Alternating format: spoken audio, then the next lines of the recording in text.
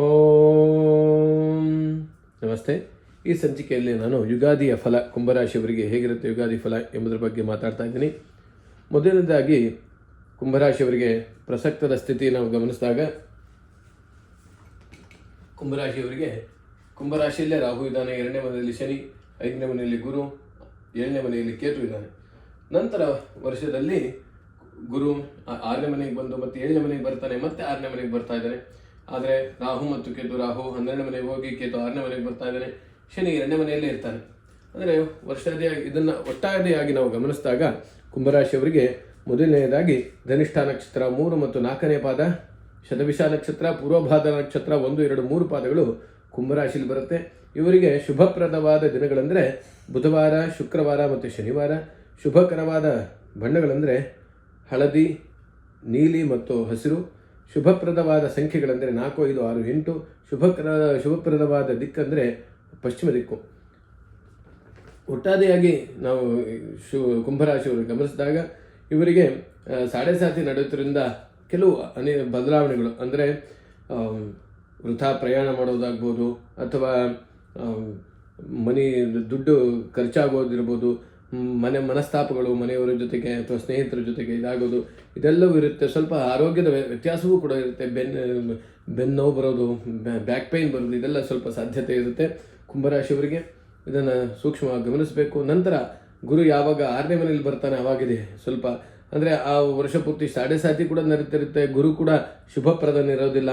ಅಂದರೆ 4 ಗ್ರಹಗಳು ಕೂಡ ಈ ರೀತಿ ಆಗಿರೋದ್ರಿಂದ ಜೂನ್ನಿಂದ 5 ತಿಂಗಳು ನಿಧಾನಕ್ಕೆ ಹೋಗುತ್ತೆ. ಅದರಿಂದ ಸೂಕ್ಷ್ಮವಾಗಿ ಈ ಸಮಯದಲ್ಲಿ ವರ್ತಿಸೋದು ಬಹಳ ಒಳ್ಳೆಯದು.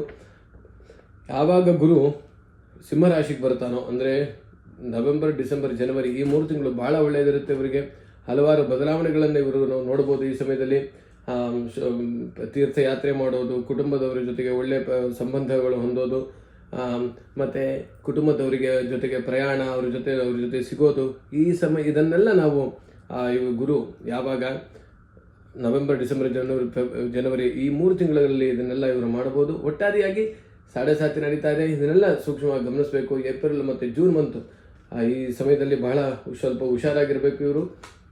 ಒಟ್ಟಾರೆಯಾಗಿ ಕುಂಭರಾಶಿಯವರಿಗೆ ಸಾಮಾನ್ಯವಾದ ವರ್ಷ ಅಂತ ಹೇಳಿದ್ರೆ ತಪ್ಪಾಗಲಾರದು. ಯಾಕಂದರೆ ಸಾಡೆ ಸಾತಿ ಇದೆ, ಲಗ್ನದಲ್ಲೇ ರಾಹು ಇದ್ದಾನೆ, ತಲೆನೋವು, ತಲೆಬಾಧೆ ಇದೆಲ್ಲ ಬರ್ತಾ ಇರುತ್ತೆ. ಆ ಕಾರಣ ಕುಂಭರಾಶಿಯವರು ಅವರ ಮನೆದೇವರ ಪೂಜೆ, ಸುಬ್ರಹ್ಮಣ್ಯೇಶ್ವರ ಪೂಜೆ ಮತ್ತು ಶನಿಗೆ ಎಳ್ದೀಪ ಹಚ್ಚೋದು, ಅರಳಿಮರ ಪ್ರದಕ್ಷಿಣೆ ಇದನ್ನೆಲ್ಲ ಮಾಡಿದ್ರು ಒಳ್ಳೆಯದು. ಗುರುಪಾತಿಕ ಪೂಜೆ ಮಾಡಿದ್ರು ಕೂಡ ಭಾಳ ಒಳ್ಳೆಯದಾಗುತ್ತೆ. ಒಟ್ಟಾರೆಯಾಗಿ ಕುಂಭರಾಶಿಯವರ ಆದಾಯ ವ್ಯಯವನ್ನು ನಾವು ಗಮನಿಸಿದಾಗ ಇವರಿಗೆ 2 ಆದಾಯ 8 ವ್ಯಯ ಇದೆ. ಎಷ್ಟು ಬರುತ್ತೋ ಅದಕ್ಕಿಂತ ದುಪ್ಪಟ್ಟಲ್ಲ, 6 ಪಟ್ಟು 7 ಪಟ್ಟು ಹೆಚ್ಚಿಗೆ ಖರ್ಚಾಗ್ತಿರೋದ್ರಿಂದ ಬಹಳ ವ್ಯವಹಾರದಲ್ಲಿ ಹುಷಾರಾಗಿ ವ್ಯವಹಾರ ಮಾಡಬೇಕು. ಮತ್ತು ಆರೋಗ್ಯ 6, ಅನಾರೋಗ್ಯ 4 ಇದೆ. ಇದು ಪರವಾಗಿಲ್ಲ. ಮತ್ತು ಸುಖ 6, ದುಃಖ 3. ಹೀಗೆ ಒಟ್ಟಾರೆಯಾಗಿ ಸಾಡೆ ಸಾತಿ ನಡೀತಾ ಇದೆ. ಗುರು ಕೂಡ ವರ್ಷದ 5-6 ತಿಂಗಳು ಚೆನ್ನಾಗಿರೋದಿಲ್ಲ. ಇವೆಲ್ಲವನ್ನು ಗಮನಿಸೋದ್ರಿಂದ ಕುಂಭರಾಶಿಯವರಿಗೆ ಸಾಧಾರಣವಾಗಿರುತ್ತೆ ಈ ವರ್ಷ. ಆ ಕಾರಣ ಕೆಲವು ಪೂಜಾದಿಗಳನ್ನು ಮಾಡಿಕೊಂಡು ಮಾಡಿದ್ರೆ ಒಳ್ಳೆಯದಾಗುತ್ತೆ ಅಂತ ಹೇಳಿ ಇಷ್ಟಪಡ್ತೀನಿ.